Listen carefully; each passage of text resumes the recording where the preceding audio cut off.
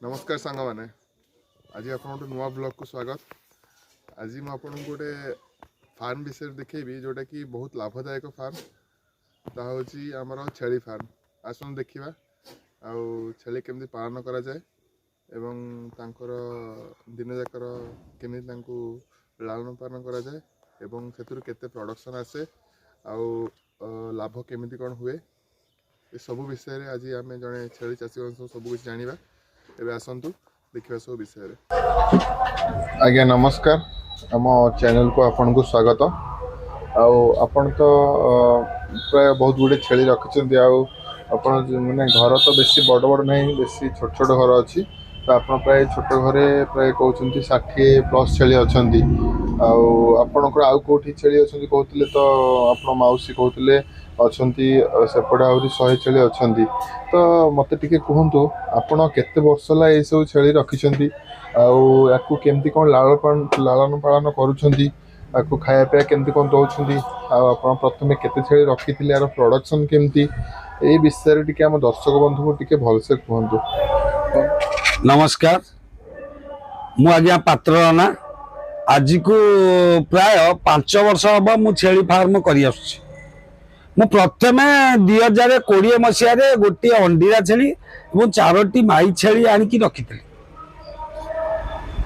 आज्ञा मु अत्यंत गरीब लोक आज्ञा मु पूरा गरीब संध्या बेले जाए परिवा व्यवसाय करने दिन में छेली को पिछा लगे कौटी लटा पत्ता जंगल जहाँ रहा मु नहीं जगे एवं छेली की लटा पत्र सब खाइबा के जाई पेट पूरा हो जाए कौन सी खाद्य मुझे किसी संग्रह करे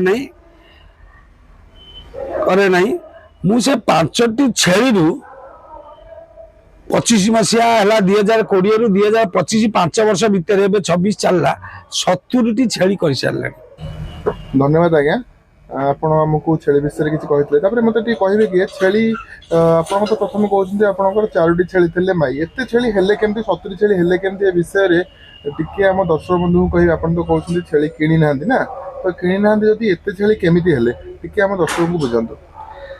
आज्ञा गोटाए छेली वर्ष को 2 थर जन्म करे गोटाए थर के आज्ञा 2 रु ऊर्ध्व छेली जन्म करे खासी रुए एवं माई भी रुए तांकरी वंशगत खासी गुराक वर्ष को बिकी दिए एवं तांकरी वंशगत बढ़ी बढ़ी बढ़ी बढ़ी वर्तमान 70 रु ऊर्ध्व छेली मो पाखे अच्छा।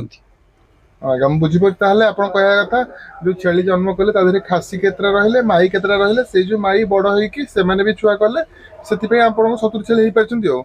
आज्ञा आज्ञा धन्यवाद। मते आउट कथा कहतु ए जो 70 छेली आपन वार्षिक या मासुको केमती कोन इनकम आर केमती मते कहबे कि?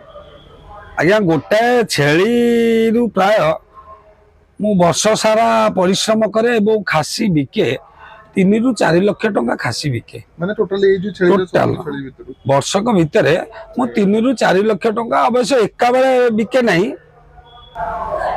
माने एका बेले आपण बिकंतीनी जते बेले जति हैला आ कोन जते 4टा 5टा छेली एमती बिकंती हो एइतुर आपण कोन एइतुर प्रतिपोषण परिवार करंती ना आ कोन किछ अछि ना आज्ञा आमर किसी नहीं संध्या बेला परिवा चाष किसी करे एवं परिवा किणिकी आनिकी संध्या बेला मार्केट रे आम पाख मार्केट रे किसी बिके।